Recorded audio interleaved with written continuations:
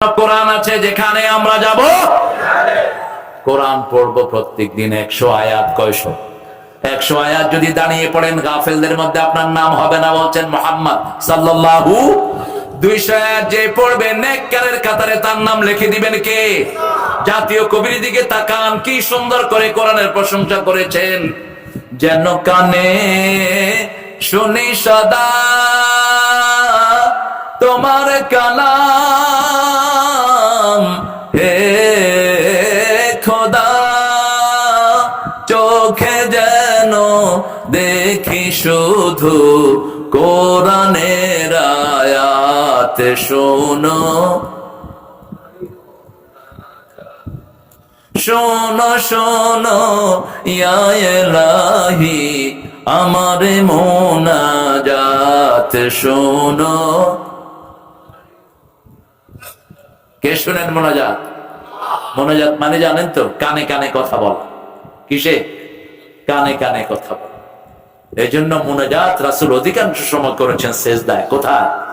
সেজদায়। কারণ সেজদায় আপনি আর আল্লাহ ছাড়া আর কেউ শুনে না। সেজদায় কানতেন রাহমাতাল লিল।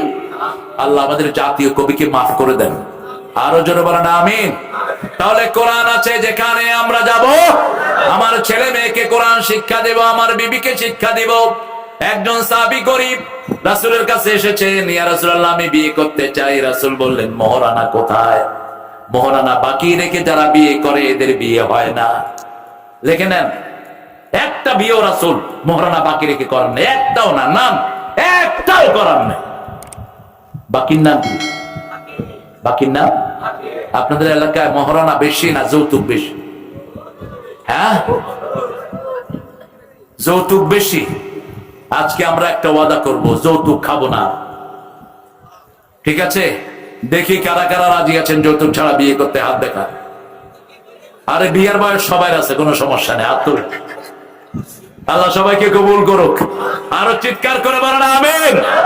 যৌতুক খেয়েছো তো মরেছো, তুমিও শেষ, তোমার পরিবারও। ওই মেয়েটাকে বাঁচিয়ে দিবেন কে? ওই মেয়ে মাফ না করলে তোমাকে আল্লাহ মাফ করবে। রহমত যারা চায় তারা কোরআন অনুযায়ী চলবে। আল্লাহ রাব্বুল আলামিন সূরা নিসার 2 নম্বর আয়াত বলছেন, 3 নম্বর আয়াতের ভিতরে বলছেন ওয়াতুন নিসা সাদুকাতিহিন্না নিহলা। বিবাহের সময় সন্তুষ্ট চিত্তে বিবিকে মোহরানা আদায় করে দাও।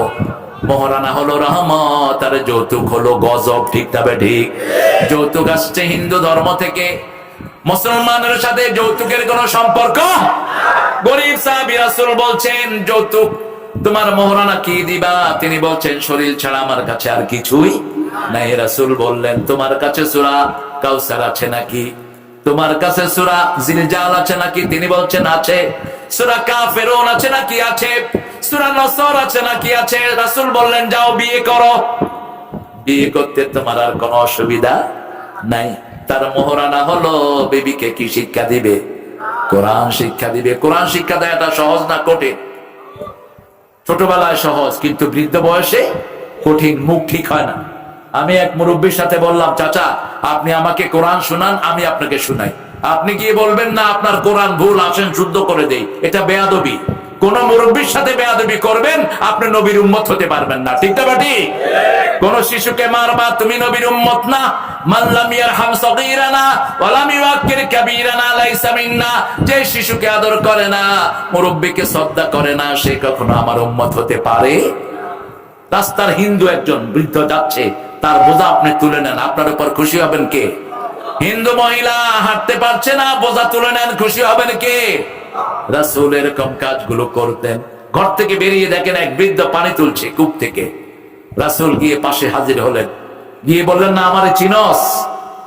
বললেন না, কোনোদিন বলতেন না। এটা এটা যারা বলে তারা অহংকারী, তারা বেয়াদব, তাদের কাছে ইসলাম নাই।